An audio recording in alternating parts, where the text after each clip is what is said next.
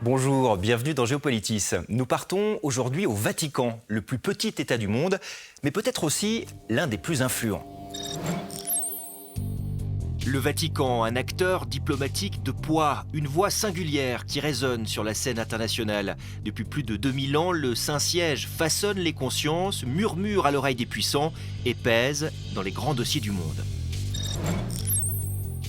Le Vatican, c'est aussi la capitale d'un empire, celui des catholiques. Ils sont 1,4 milliard sur la planète, avec un axe de gravité qui se déplace progressivement du nord au sud. Si en Occident, les églises se vident, le Vatican voit le nombre de ses fidèles progresser en Afrique ou en Asie.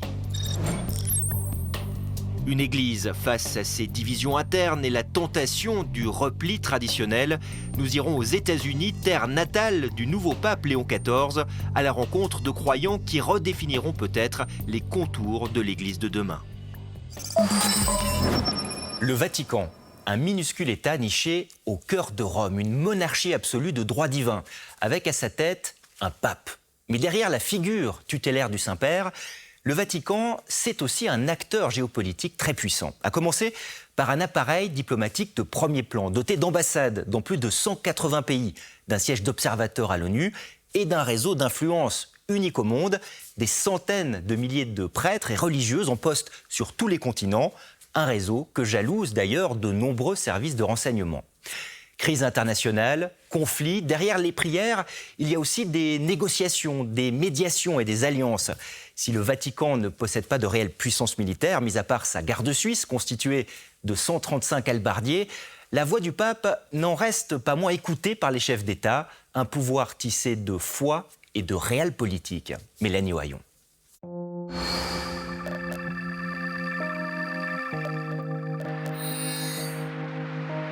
Jamais plus les uns contre les autres. Jamais plus jamais. Jamais plus la guerre, jamais plus la guerre. C'est la paix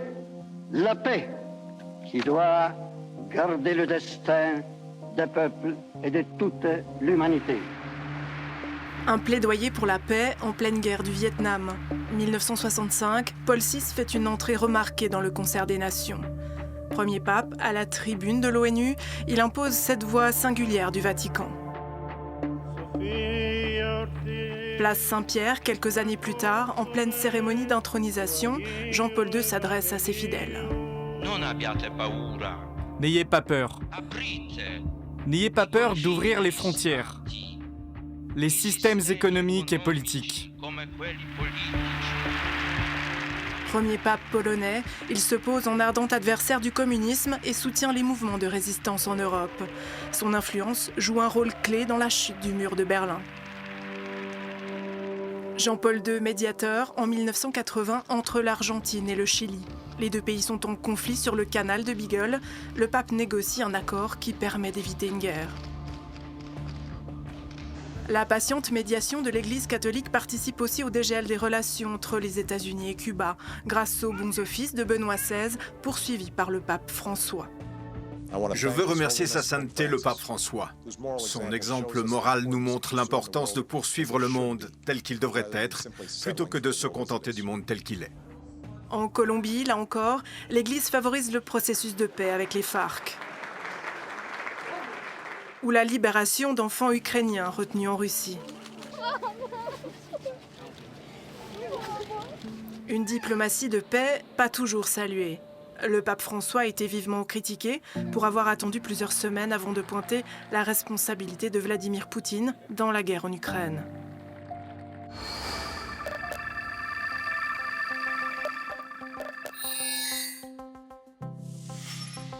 Enclavée dans la ville de Rome, la cité du Vatican est le plus petit État du monde, à peine 44 hectares. Le pape est à la fois le chef de l'Église catholique et chef d'État. Son influence est relayée par une centaine de nonces apostoliques, ses fidèles ambassadeurs. Plus de 5000 évêques, plus de 400 000 prêtres, jusque dans des zones les plus reculées. Le gouvernement du Saint-Siège entretient des relations diplomatiques officielles avec la quasi-totalité des pays du monde, 184 États, à l'exception notable de l'Arabie Saoudite, la Corée du Nord et la Chine. La dernière visite du pape François en Mongolie a été perçue comme une tentative de main tendue en direction de Pékin.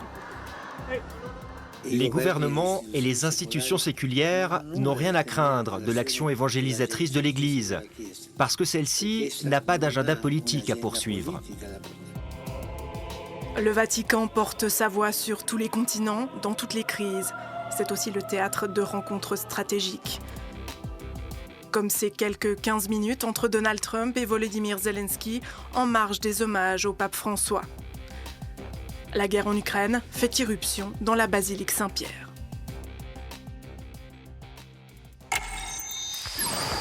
Jean-Baptiste Noé, bonjour. Bonjour. On vous retrouve à Paris, vous êtes historien, spécialiste de la géopolitique du Vatican. Avec vous, on va revenir sur les réseaux d'influence de l'Église catholique. Jean-Baptiste Noé, le Vatican, c'est un pouvoir qui compte sur les affaires du monde. Oui, c'est un pouvoir qui compte. On l'a vu d'ailleurs lors des funérailles de François. Il y a près de 120 délégations qui étaient présentes avec des monarques, des présidents, des chefs de gouvernement. Donc on avait là une image de l'influence du Vatican. Et puis on le voit aussi à travers sa diplomatie, les actions qui ont pu être menées pour tenter de trouver une voie de paix entre l'Ukraine et la Russie, les actions menées en Afrique, en Asie, les services de renseignement. Donc c'est effectivement une puissance diplomatique, une puissance d'influence, et c'est un acteur important dans les relations internationales. Alors l'Église catholique, c'est à peu près 2000 ans d'histoire. Il y a, j'imagine, un vrai savoir-faire diplomatique. L'Église, c'est tout sur tout dans le monde ?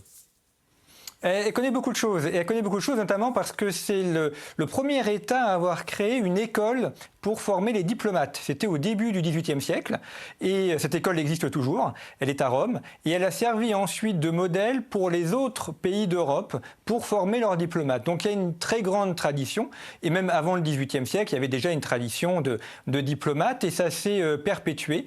On a là un pays qui est très intéressant parce qu'il n'y a pas de puissance économique, il n'y a pas de puissance militaire, il n'y a pas de puissance de la finance, mais il y a en tout cas une puissance d'influence. Et c'est vraiment là-dessus, sur l'influence, sur la neutralité aussi, que le Vatican a fondé son expertise et la raison pour laquelle il est central dans les relations internationales. Alors on l'a vu dans le sujet, le Vatican, c'est aussi un réseau très dense, 400 000 prêtres, 5 000 évêques, des religieux en poste à travers le monde entier. Ça, c'est un réseau de renseignement en quelque sorte aussi pour le Vatican. Oui, alors ça n'existe pas pour le renseignement. Les religieuses font leur métier de religieuse. Évidemment, les actions humanitaires font leur métier d'action humanitaire. Mais c'est vrai qu'avoir autant de personnes dans tous les pays du monde, dans les mégapoles comme dans les campagnes reculées, ça permet de savoir ce qui se passe. Ça permet de prendre le pouls du monde. Et donc, quand on va à Rome, et je me rends régulièrement à Rome, quand on rencontre ces personnes, on a vraiment une fenêtre ouverte sur l'ensemble du monde, à la fois des allées du pouvoir, comme ce qui peut se passer chez les personnes les plus humbles en Afrique, en Amazonie ou ailleurs. Et donc, ça permet vraiment de prendre le pouls d'un pays. Ça, c'est extrêmement intéressant. Alors ensuite, il faut traiter l'information. Il faut évidemment dégager ce qui est important de ce qui est accessoire. Mais c'est vrai que l'Église catholique a, de par cette spécificité d'être présente dans tous les pays du monde, y compris les pays non catholiques, un regard ouvert vers l'ensemble des tensions et des difficultés que connaît le monde. Un regard sur le monde avec un pape qui chapeaute ce Vatican. Le pape, c'est un chef d'État comme un autre ? Alors c'est effectivement, et ça c'est vraiment la particularité, c'est que c'est un chef spirituel, c'est le chef des catholiques, enfin c'est celui qui chapeaute l'Église catholique, mais c'est aussi un chef d'État puisque le Saint-Siège est un État reconnu par les différentes conventions de l'ONU, qui a des ambassadeurs, qui a des représentants à l'ONU, notamment d'ailleurs dans les différentes délégations qui sont à Genève. Et donc quand le pape va dans un autre État, eh bien il peut y aller en tant que chef religieux. Par exemple, lorsque François s'est rendu en Irak, il a rencontré parmi les plus hautes autorités du chiisme irakien, mais il peut aussi visiter un État comme un chef d'État. C'est le cas lorsque Jean-Paul II est venu en Suisse, lorsque le pape vient également en France. Donc il a cette double casquette qui lui permet ainsi de se rendre dans des pays catholiques et des pays non catholiques. Et puis comment ça fonctionne concrètement, un pape, quand il s'adresse à un chef d'État? Est-ce qu'il parle franchement? Est-ce qu'il a une liberté d'expression comme n'importe quel autre dirigeant? Alors d'abord, ça va dépendre s'il s'adresse en public ou en privé, évidemment, puisque on sait bien, quand un chef d'État s'adresse en public, il faut quand même mesurer le sens des mots qu'on peut prononcer. Ça peut avoir des répercussions compliquées. Mais c'est sûr qu'ensuite, en privé, il y a de nombreuses rencontres qui ont lieu en privé, soit à Rome, soit lorsque le pape se déplace. Là, les discussions peuvent être très franches et souvent, d'ailleurs, ils sont appréciés pour ça, pour cette franchise, parce que c'est aussi leur rôle. Comme ils ne défendent pas d'intérêt particulier, ils peuvent dire les choses plus directement. Le but étant pas simplement de dire les choses telles qu'elles sont, mais de le dire en vue d'obtenir quelque chose, en vue de faire advenir la paix. Alors, ça marche pas toujours, c'est compliqué de régler les guerres et les conflits, mais c'est vrai que cette parole du pape, elle est libre aussi parce que il n'y a pas derrière de contraintes. Le Saint-Siège conserve sa liberté d'action et c'est ça qui lui donne une liberté de parole. Une liberté de parole pour le pape, pour ce Vatican ancré sur tous les continents. 1,4 milliard de fidèles répartis sur toute la planète. Explication, Elsa Anguinolfi.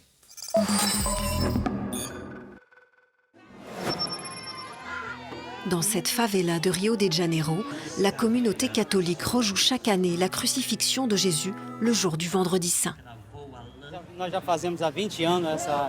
Nous faisons cette procession depuis maintenant 20 ans, donc ça attire beaucoup de monde.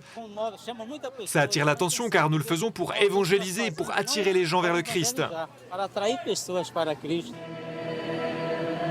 Le Brésil est le pays qui compte le plus grand nombre de catholiques. Le continent américain dans son ensemble accueille 670 millions de fidèles, en grande partie en Amérique du Sud.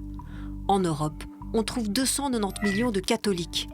270 sur le continent africain, 150 en Asie et 10 millions en Océanie. Au total, la planète compte quelque 1,4 milliard de catholiques. Sur le continent américain, 64% de la population se déclare catholique, contre 40% en Europe et 3% en Asie. Toutes régions confondues, les catholiques représentent 18% de la population, une proportion stable depuis des décennies. Une église qui évolue, 65% de ses membres vivaient en Europe en 1910, mais plus que 24% 100 ans plus tard.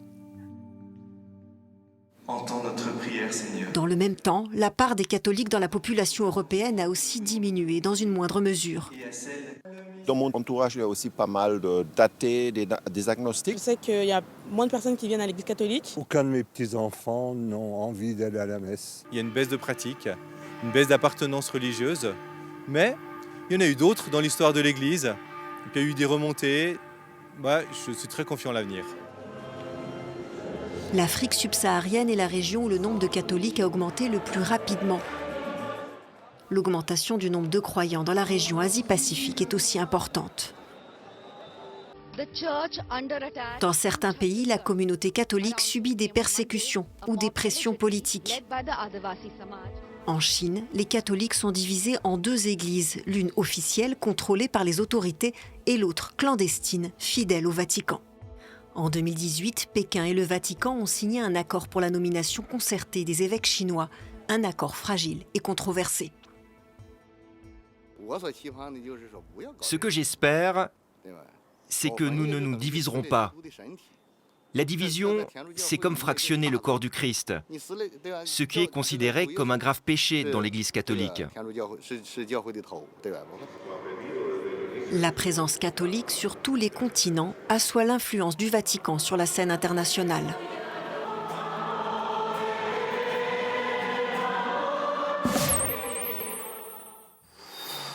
Jean-Baptiste Noé, le nombre de catholiques qui glissent progressivement du nord au sud, est-ce que ça façonne aussi d'une certaine manière l'identité du Vatican ? Alors, oui, non, je pense qu'il faut distinguer deux choses. Il y a effectivement la démographie, et il est normal que la démographie catholique suive la démographie mondiale, et la croissance démographique dans le monde aujourd'hui est en Afrique. Mais ensuite, vous avez la question de l'influence, notamment de la formation. Les grandes facultés de théologie qui forment les prêtres, qui forment les futurs évêques, elles sont toujours en Europe, notamment à Rome. Beaucoup de prêtres africains, asiatiques viennent se former à Rome, à Paris ou aux États-Unis. Les grands médias catholiques sont aussi dans le monde occidental occidentale. Donc effectivement, on a un glissement démographique qui fait que l'Afrique, l'Asie, l'Amérique latine ont un rôle nouveau, mais l'influence, la formation, l'argent aussi, la finance, les États-Unis et l'Allemagne sont les deux pays qui financent le plus l'Église catholique, tout ça, ça reste en Europe et dans le monde occidental. Mais aujourd'hui, est-ce qu'on peut dire que le Vatican, c'est une puissance plutôt occidentale ou alignée sur des intérêts occidentaux ? Alors non, pas du tout. Et Paul VI, pendant la guerre froide, a toujours expliqué qu'il n'était pas l'aumônier de l'Occident. Certes, l'Église a combattu le communisme, mais elle n'est pas du côté américain. Et il y a toujours eu une volonté du Saint-Siège, bien que basée à Rome, de se distinguer du monde occidental. Et on l'a vu récemment sur la guerre entre l'Ukraine et la Russie. Le pape François n'a pas tout à fait adopté la même vision que les États-Unis. On le voit également dans le conflit israélo-palestinien. Donc l'Église cherche sa propre voie. Elle est basée, son siège est à Rome, est en Occident, mais elle n'est pas le bras armé de l'Occident pour les affaires spirituelles. Et c'est quoi justement alors l'agenda en quelque sorte de l'Église catholique ? Est-ce qu'il y en a un ? Oui, alors il y en a deux. Il y a deux agendas. Le premier agenda, c'est la défense des catholiques. C'est quand même sa mission première. Le deuxième agenda, c'est la défense du genre humain. C'est la défense de la dignité de l'homme. Donc, par exemple, la lutte contre l'esclavage, la lutte pour l'égalité entre les hommes et les femmes, la lutte contre la pauvreté. Donc, l'Église cherche à parler au monde catholique, bien évidemment, mais aussi à tous les hommes. C'est ce que disait Jean-Paul II. Il faut parler à tous les hommes et à l'homme tout entier. Et c'est d'ailleurs pour ça que les papes, depuis Paul VI, rencontrent des dignitaires religieux musulmans, des dignitaires religieux des grandes religions asiatiques, pour avoir cette dimension véritablement universelle. Et parfois, les papes sont critiqués. Par exemple, François a été critiqué pour tendre la main au Parti communiste chinois en Chine. Oui, ça a été une des grandes difficultés du pontificat, l'accord de 2018 avec la Chine, qui n'est pas rendu public, donc on ne sait pas exactement tout ce qu'il contient. Mais effectivement, y compris les catholiques chinois d'ailleurs, lui ont reproché en trouvant que c'était trop favorable au Parti communiste et défavorable aux catholiques qui résistent au parti. Alors c'est un sujet qui est compliqué et délicat, et ça montre aussi les limites du pouvoir du Saint-Siège. Quand on n'a pas la force économique ou la force militaire, on ne peut pas vraiment tordre la main aux États. Et donc c'est difficile d'imposer son point de vue quand en face on a un pays qui est plus puissant que soi, ce qui est le cas de la Chine communiste aujourd'hui. Jean-Baptiste Noé, vous restez avec nous. On va partir du côté des États-Unis, au Kansas. Au Kansas, où la foi catholique se vit sur les bancs d'université et où l'avenir de l'Église se joue peut-être aussi. Reportage, Nathalie Boujard.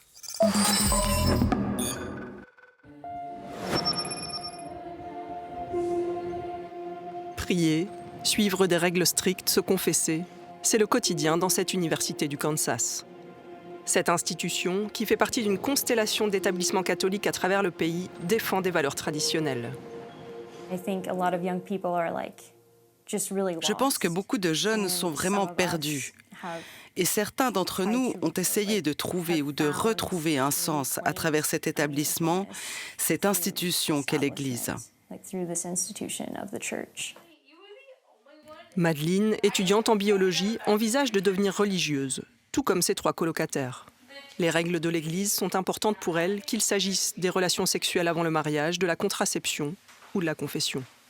D'autres thématiques sont plus épineuses, par exemple lorsque des personnes, dont certains de ses amis, sont considérées par la doctrine comme des pécheurs. Le mariage homosexuel est quelque chose qui interroge beaucoup d'entre nous, parce que maintenant nous avons beaucoup d'amis, où nous allons à l'école et nous rencontrons beaucoup de gens très bien qui sont homosexuels, et donc beaucoup d'entre nous s'interrogent. Mais ce n'est pas quelque chose qui changera au sein de l'Église. Une Église catholique américaine pourtant en pleine évolution. L'Église du futur en Amérique sera certainement plus traditionnelle et suivra davantage le catéchisme. Selon une étude récente, 80% des jeunes prêtres américains ordonnés depuis 2020 se définissent comme étant conservateurs, dont plus de 20% comme très conservateurs. Ce que nous voyons aujourd'hui dans le catholicisme américain, c'est une église plus polarisée, mais aussi un phénomène très intéressant de mondialisation du catholicisme aux États-Unis. c'est-à-dire une Église catholique qui ressemble moins à l'Europe, mais plus comme le catholicisme dans les pays d'Amérique latine ou d'Afrique. Avec cette tendance, adopter une approche plus traditionnaliste de la foi. Il est important de considérer ce mouvement non pas en termes de nombre, car il s'agit souvent d'une minorité. Le plus important, c'est l'intensité. Intensité et influence. Un catholicisme conservateur présent jusqu'au plus haut niveau de l'État, incarné notamment par le vice-président J.D. Vance, converti en 2019.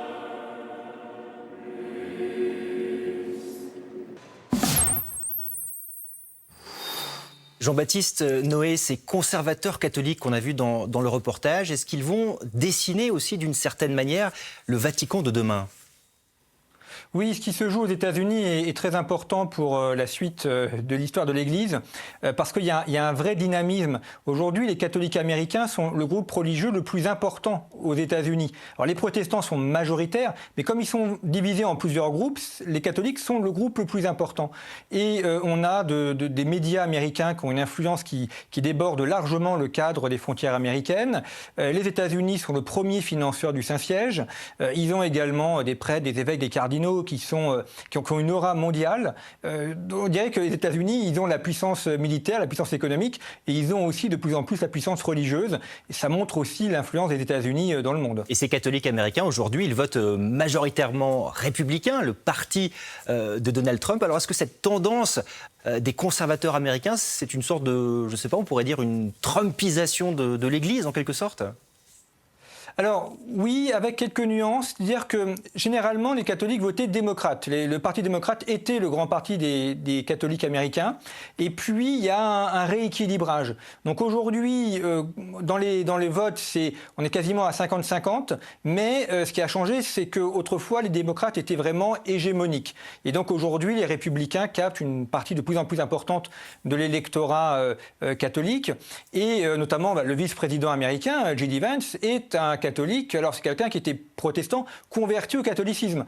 Alors que Joe Biden, lui, était président américain, mais était catholique de naissance. Donc c'est intéressant entre Joe Biden et Vance de voir qu'on a deux catholiques, mais qui viennent de deux traditions différentes du catholicisme américain. Effectivement, avec Kennedy, Joe Biden et puis aujourd'hui J.D. Vance, vice-président américain, le catholicisme au plus haut niveau de l'État américain. Jean-Baptiste Noé, 2000 ans d'histoire pour le catholicisme. Aujourd'hui, est-ce que cet État, le Vatican, est toujours performant ? Est-ce qu'il est toujours en phase avec son temps ? D'abord, on le constate avec l'aura mondiale qu'ont eu les funérailles de François. On voit que c'est un événement qui a largement dépassé le cadre des frontières catholiques. On voit aussi que lorsque le pape fait un voyage dans le monde, ça a toujours beaucoup d'incidence, même quand il se déplace dans des pays qui sont fortement déchristianisés ou qui sont très peu christianisés, dans les pays asiatiques ou les pays arabes. Donc l'Église continue à avoir une influence. Et c'est intéressant parce que ça fait des années qu'on annonce son déclin, qu'on annonce sa disparition. Et pourtant, elle est toujours là. Elle est toujours là, et donc ça montre qu'elle a des ressorts qui sont beaucoup plus larges, beaucoup plus importants.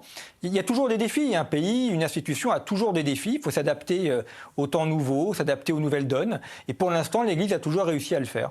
L'Église qui joue aussi sans doute le temps long. Un mandat de pape, c'est pas 4 ou 5 ans, ça peut être bien plus long.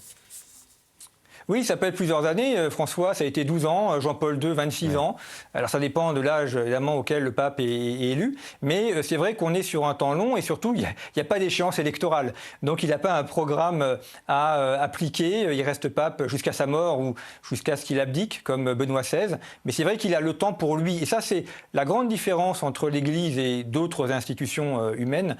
C'est que le temps joue en sa faveur. Et les papes et l'Église savent s'appuyer sur le temps pour en faire un allié.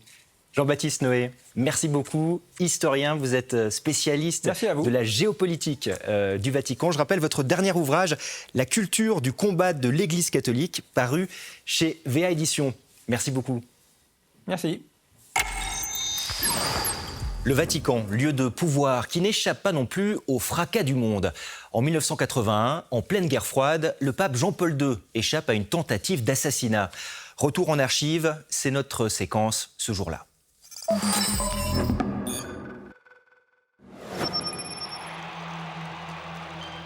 Rome, un peu après 17h, mercredi 13 mai 1981. Le pape Jean-Paul II donne comme à son habitude la bénédiction au milieu de la foule. Alors qu'il s'apprête à quitter la place Saint-Pierre, un pistolet. Plusieurs coups de feu retentissent. Le pape s'effondre dans les bras de son secrétaire personnel, blessé à la main gauche, au bras droit et à l'abdomen.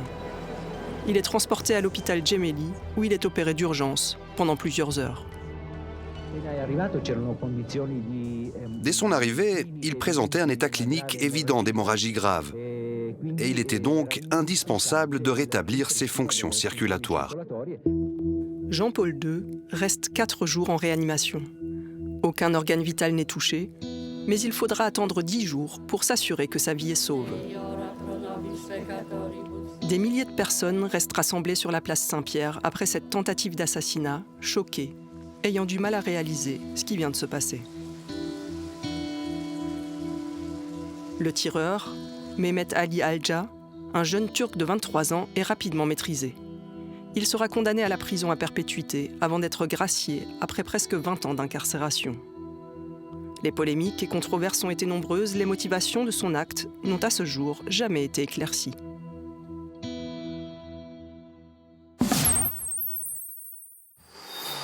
Géopolitis, un magazine de la radio, télévision suisse et de TV5 Monde. Vous pouvez retrouver toutes nos émissions sur notre chaîne YouTube, que vous soyez au Vatican, à Genève ou ailleurs dans le monde. Je vous souhaite une très belle semaine. À bientôt.